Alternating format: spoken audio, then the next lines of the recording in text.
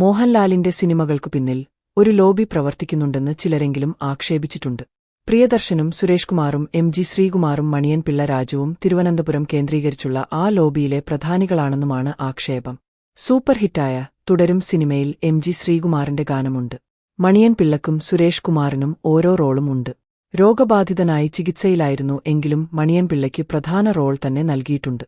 എന്നാൽ തന്നെ അഭിനയിപ്പിക്കണമെന്ന് മോഹൻലാൽ ശുപാർശ ചെയ്തിട്ടില്ലെന്ന് മണിയൻ പിള്ള രാജു പറയുന്നു.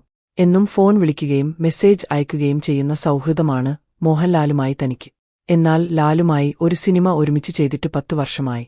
തിരുവനന്തപുരം ലോബി എന്നൊന്നുണ്ടായിരുന്നെങ്കിൽ ഇക്കാലയളവിൽ ലാൽ ചെയ്ത സിനിമയിലെല്ലാം തന്നെ ശുപാർശ ചെയ്യുമായിരുന്നില്ലേ എന്ന് മണിയൻ പിള്ള ചോദിക്കുന്നു. സിനിമയിൽ അഭിനേതാക്കൾക്ക് മാർക്കറ്റ് ഉണ്ടാകണം. എങ്കിൽ അവർക്ക് അവസരം കിട്ടും, അല്ലാതെ ലോബി എന്നൊന്നില്ല. മോഹൻലാലുമായി ഏകദേശം 58 സിനിമകളിൽ ഒന്നിച്ച് അഭിനയിച്ചിട്ടുണ്ട്.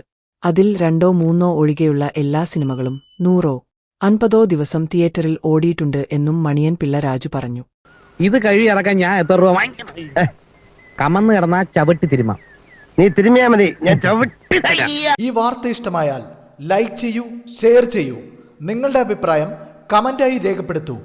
സബ്സ്ക്രൈബ് ചെയ്യൂ സൈബർ വിലാസം മീഡിയ നെറ്റ്വർക്ക്.